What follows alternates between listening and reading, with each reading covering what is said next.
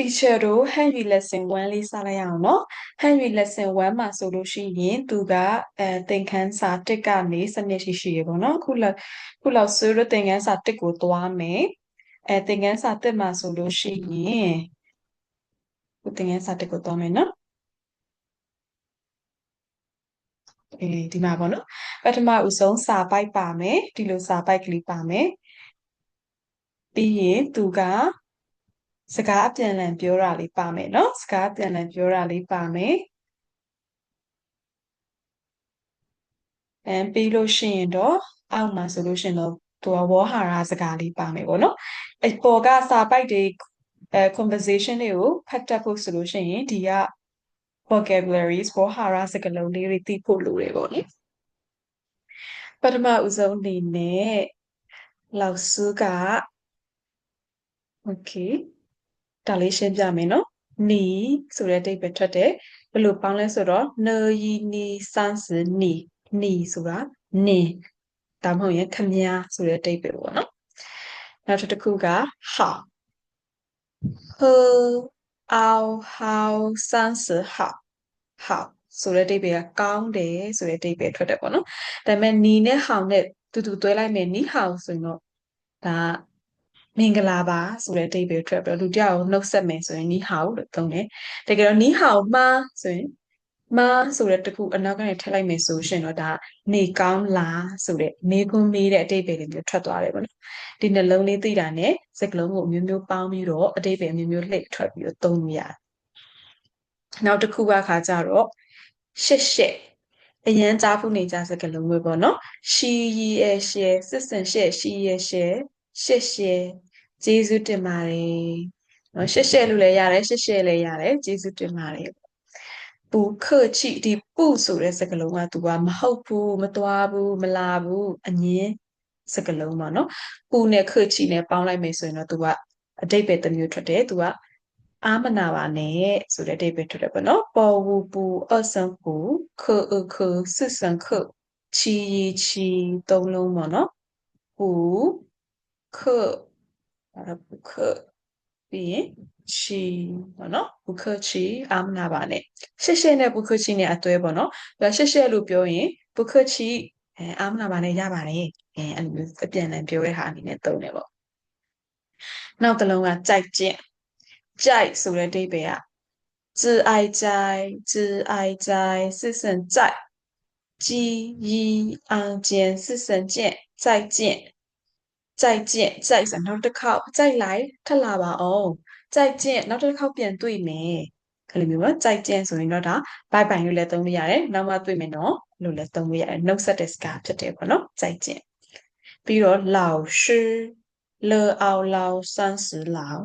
试一试老师老ဆိုတဲ့တလုံးနဲ့အဓိပ္ပာယ်ကအိုမင်းတဲ့နော်အိုတယ်ဆိုတဲ့အဓိပ္ပာယ်ပေါ့လောင်နဲ့ရှင်းနဲ့ပေါင်းလိုက်မယ်ဆိုလို့ရှိရင်တော့ဒါဆီယာမဆိုတဲ့အဓိပ္ပာယ်ထွက်တယ်နောက်တစ်ခုကထုံရွှေထုံရွှေ特翁ထုံ二声ထုံ喜悦ရွှေ二声ရွှေထုံရွှေ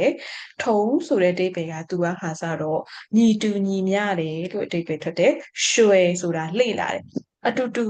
စာလေ့လာတယ်ဆိုတော့သူကကျောင်းနေဘက်ကိုခေါ်တာပေါ့နော်ကျောင်းသားကျောင်းသူတွေလည်းရတယ်ဟိုဘက်တူစာသင်သားစာသင်ဖို့စာသင်ဖက်တွေကိုထုံရွှေခေါ်တယ်ပေါ့နော်မော်အန်မန်ဆိုတာသူကခါကြတော့သူက pronoun ပေါ့နော် pronoun ဆိုတော့သူကအာဟိုပေါ့နေဒီဘက်ကနေနဲ့မန်နေမန်ဆိုရင်ငါတို့ဆိုတဲ့အဓိပ္ပာယ်ထွက်တယ်ဝေါ်မန်ဆိုရင်တော့ငါတို့နေမန်းဆိုရင်တော့နင်တို့ပဲအဲ့လိုမျိုးပေါ့နော်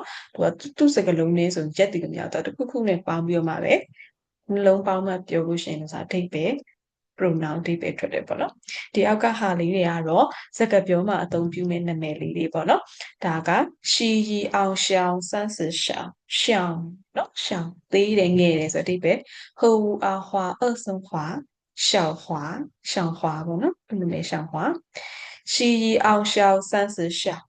和翁红二声红小红နော်小花ဆိုရင်တကယ်တမ်းကျတော့花ဆိုတာတရုတ်တွေကိုရည်ညွှန်းတဲ့စကားပေါ့နော်တရုတ်လေးကိုအဲ့လိုမျိုးလေး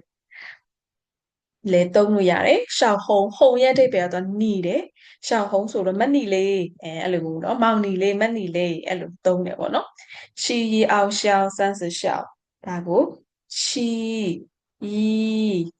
အောင်ရှောင်း二声长小长小长的小长长ရဲ့အဓိပ္ပာယ်သူကအားရှိတာပြောချင်တာပေါ့နော်小长ဟဲ့မောင်အားရှိမြန်မာလိုဆိုတော့နည်းနည်းထွက်ရခက်မယ်ပေါ့နော်ဒါတရုတ်နဲ့သုံးရတဲ့ဟို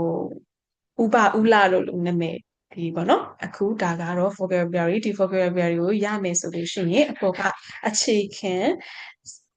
စကားပြောလေးတွေရဲ့စာပိုက်ကလေးတွေကိုဖတ်လို့ရတယ်เนาะစာပိုက်ကိုသွားမယ်ခေါင်းစဉ်ကနီးဟောင်ပေါ့နော်နီးဟောင်မင်္ဂလာပါပုံမှန်လေးကြည့်လိုက်မယ်ပေါ့နော်ကျောင်းသားလေးရဆရာမတို့နီးဟောင်မင်္ဂလာပါနှုတ်ဆက်တယ်တဲ့နောက်ထပ်အသုံးများစကားလုံးကရှစ်ရှစ်ကျေးဇူးတင်ပါတယ်ရှစ်ရှစ်ကျေးဇူးတင်ပါတယ်ကျေးဇူးတင်ပါတယ်ဆိုရင်不客气အားမနာပါနဲ့အားမနာပါနဲ့ပြန်ပြောမယ်ပေါ့နော်再见ဘိုင်ဘိုင်再见ဘိုင်ဘိုင်ဒါကတော့အသုံးများတဲ့စကားလုံးတွေဖြစ်ပါတယ်စကားပြောလေးကိုတခါတည်းသွားလိုက်မယ်နော် lesson 1ပြီးကွာကိုအိမ်မှာစာလုပ်လို့ရအောင်လို့ရှောင်းဟွာရှောင်းဟွာကနီဟောင်ဘောနော်မင်္ဂလာပါလို့နှုတ်ဆက်တဲ့ချိန်မှာရှောင်းဟုံရှောင်းဟုံမနီလေးကဘယ်လိုနှုတ်ဆက်လဲဆိုတော့နီဟောင်မင်္ဂလာပါလို့ပြန်နှုတ်ဆက်တယ်တဲ့နီဟောင်နီဟောင်စကားပြောပြန်လဲကျင့်ရမယ်ဟာတွေပေါ့နော်ရှောင်းချန်ရှောင်းဟုံဒါကရှောင်းချန်နဲ့ရှောင်းဟုံကဆီယာမကိုတွေ့တော့သူက老师好မင်္ဂလာပါဆီယာမဆီယာမကလည်း老师ဆီယာမကဘယ်လိုပြန်ပြောလဲဆိုတော့同学们好ကျောင်းသားကျောင်းသူတွေမင်္ဂလာပါ同学们好အဲ့လိုမျိုးသုံးပါတယ်ခုနရှင်းပြထားတဲ့အတိုင်းပေါ့နော်နီမန်းဆိုရင်နင်တို့ပေါ့ဝမန်းဆိုရင်တော့ငါတို့မန်းဆိုတဲ့ဟာအများစကလုံးကိုသုံးတယ်ဘုံစကလုံးပေါ့နော်သုံးတဲ့အတွက်ကြောင့်မလို့ထုံးရွှေမန်းဆိုတော့ဒါចောင်းသားចောင်းသူတွေဟောင်းကောင်းတယ်လို့တိတ်တယ်မတော်မင်္ဂလာပါလို့ပြန်ထွက်တယ်ပေါ့နော်ဒါကတော့စာကြည့်တိုက်မှာရှောင်းဟုံကရှစ်ရှစ်ဆရာကစာအုပ်ယူပေးလို့ရှောင်းဟုံကရှစ်ရှစ်ကျေးဇူးတင်ပါတယ်ဆိုတော့老师ဆရာကဘယ်လိုပြန်ပြောလဲဆိုတော့不客气အားမနာပါနဲ့不客气အားမနာပါနဲ့ပြန်ပြောပါတယ်တဲ့